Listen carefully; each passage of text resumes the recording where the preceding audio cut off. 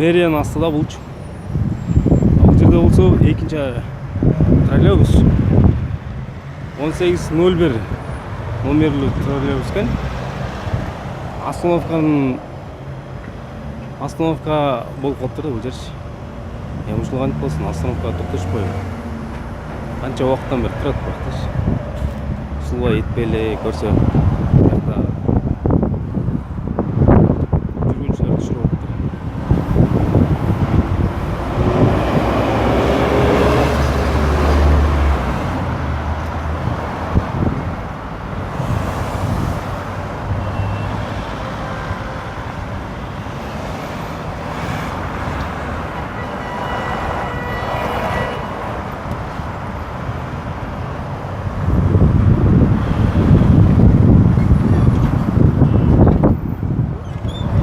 Кетип калды.